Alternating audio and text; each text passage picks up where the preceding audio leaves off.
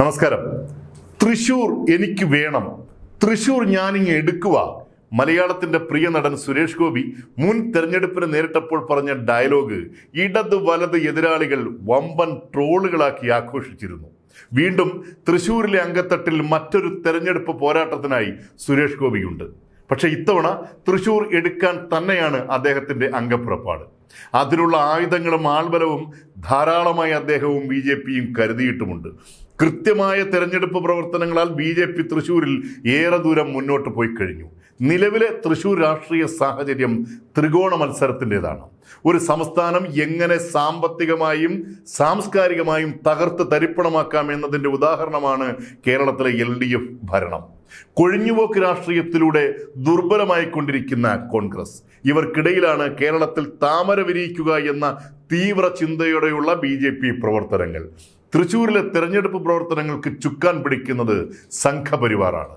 തിരുവനന്തപുരവും തൃശൂരും ഇത്തവണ കാവി പുതയ്ക്കുമെന്ന് തന്നെയാണ് പാർട്ടിയുടെ വിശ്വാസം. ലോക്സഭാ തെരഞ്ഞെടുപ്പിൽ 2 സീറ്റുകൾ ലഭിക്കുകയാണെങ്കിൽ വരാൻ പോകുന്ന നിയമസഭാ തെരഞ്ഞെടുപ്പിൽ 10-ൽ കൂടുതൽ MLA-മാരെ കേരളത്തിൽ നിന്നും ലഭിക്കുമെന്ന് BJP വിശ്വസിക്കുന്നു. നിലവിലെ കണക്കനുസരിച്ച് 12 സീറ്റുകൾ UDF-നും 6 സീറ്റുകൾ LDF-നും 2 സീറ്റുകൾ BJPക്കും എന്നതാണ് സാഹചര്യം. ഇതൊരു കണക്ക് മാത്രമാണ്.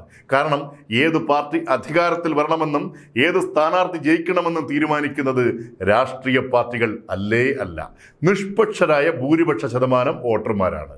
ഏതു ചിഹ്നത്തിന് വോട്ട് ചെയ്യണമെന്ന് അവർ നേരത്തെ തന്നെ തീരുമാനിച്ചു കഴിഞ്ഞു. തൃശൂരിലെ BJP സ്ഥാനാർത്ഥി സുരേഷ് ഗോപി വളരെ യോഗ്യനായ ഒരാളാണ്. തൻ്റെ അധ്വാനത്തിൻ്റെ നല്ലൊരു പങ്കും ജീവിത വിഷമം അനുഭവിക്കുന്നവർക്ക് അദ്ദേഹം പങ്കുവച്ചു നൽകുന്നു. പരമാവധി ജനകീയ പ്രശ്നങ്ങളിൽ ഇടപെടുന്നു. ഈ ശക്തിയെയാണ് വ്യക്തിപരമായി ആക്രമിക്കുവാൻ CPM-ലെ സൈബർ പോരാളികളെ നിർബന്ധിതരാക്കുന്നത്. ഒരു പത്രപ്രവർത്തകയുടെ തോളിൽ കൈവച്ചു ആ ദുഷ്പ്രചരണം കേരള മുഖ്യമന്ത്രി പോലും സുരേഷ് ഗോപിക്കെതിരെയുള്ള രാഷ്ട്രീയ വിമർശനമാക്കി മാറ്റിയിരുന്നു. പക്ഷേ ഇടതുപക്ഷ കുബുദ്ധികളുടെ ഈ വൃത്തിഹീന രാഷ്ട്രീയ തന്ത്രം സമൂഹത്തിൽ ഏറ്റില്ല എന്ന് മാത്രമല്ല, കൂടുതൽ സ്ത്രീകൾ സുരേഷ് ഗോപിക്ക് സപ്പോർട്ടുമായി രംഗത്ത് വരികയും ചെയ്തു. അങ്ങനെ ഇരിക്കുമ്പോൾ ഇതാ അടുത്ത ഒരു വിഷയം കിട്ടി. തൃശ്ശൂരിലെ ലൂർദ് പള്ളി മാതാവിനെ സുരേഷ് ഗോപി ഒരു സ്വർണ്ണ കിരീടം നേർച്ച സമർപ്പിച്ചിരുന്നു. അതിൽ സ്വർണത്തെക്കാൾ കൂടുതൽ ചെമ്പാണെന്നും സുരേഷ് ഗോപി മാതാവിനെ പറ്റിച്ചു എന്നും പറഞ്ഞ് CPM കൂലിപ്പണിക്കാർ രംഗത്ത് വന്നു. ഇതിനു മുമ്പും നിരവധി പേർ മാതാവിന് കിരീടം നേർച്ചയായി സമർപ്പിച്ചിട്ടുണ്ട്. അതിൽ എത്ര സ്വർണം, എത്ര ചെമ്പ്, എത്ര വെള്ളി എന്ന് പരിശോധിക്കേണ്ട ആവശ്യമില്ലെന്ന് ആരാധനാലയത്തിലെ പുരോഹിതന്മാരും അധികാരികളും വ്യക്തമാക്കിയതോടെ സുരേഷ് ഗോപിയുടെ സ്ഥാനാർത്ഥിത്വത്തെ വർഗീയവൽക്കരിക്കുവാനുള്ള ചുവപ്പൻ പോരാളികളുടെ ഈ തറക്കളിയും പാളി. തൃശ്ശൂരിലെ സുരേഷ് ഗോപിയുടെ മുന്നേറ്റത്തെ നേരിടാൻ കരുത്തും കാരണവുമില്ലാതെ സഖാക്കൾ അങ്ങനെ തളർന്നിരിക്കുമ്പോഴാണ് കഥകളി ആചാര്യനായ പത്മശ്രീ ഗോപി ആശാന്റെ വിഷയം.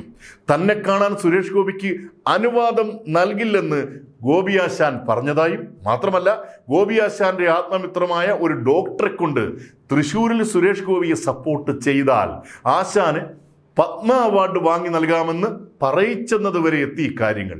ആ ഗോപിയല്ല ഈ ഗോപി എന്ന തലവചനത്തോടെ കളത്തിലേക്ക് ചാടിയിറങ്ങി ഇടതുപക്ഷ സൈബർ പോരാളികൾ. പക്ഷേ 2 ദിവസത്തെ ആയുസ് മാത്രമായിരുന്നു ഈ അപവാദ പ്രചരണത്തിലുണ്ടായിരുന്നത്. ആർക്ക് വേണമെങ്കിലും എപ്പോഴും തന്നെ കാണാമെന്നും സുരേഷ് ഗോപി തൻ്റെ നല്ല സുഹൃത്താണെന്നും തനിക്ക് പത്മ അവാർഡ് നൽകാൻ വേണ്ടി പരിശ്രമിക്കുമോ എന്ന് താനാണ് സുരേഷ് ഗോപിയോട് അഭ്യർത്ഥിച്ചതെന്നും, എന്നാൽ അതിന് കഴിയില്ല, അതൊക്കെ തീരുമാനിക്കുന്നത് നിയോഗിച്ച കമ്മിറ്റികളാണെന്ന് സുരേഷ് ഗോപി തന്നെ അറിയിച്ചുവെന്നും ഗോപി ആശാൻ തന്നെ മാധ്യമങ്ങളോട് വെളിപ്പെടുത്തിയതോടെ അവിടെയും പരാജയപ്പെട്ടുപോയി ഈ ഹീനസേന.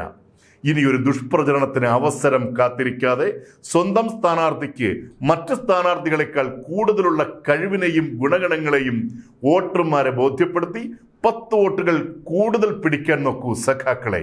നന്ദി. ഈ വരുന്ന തിങ്കളാഴ്ച മുതൽ രാത്രി 7 മണിക്ക് DNA ന്യൂസിൽ ഉള്ളത് പറയാം.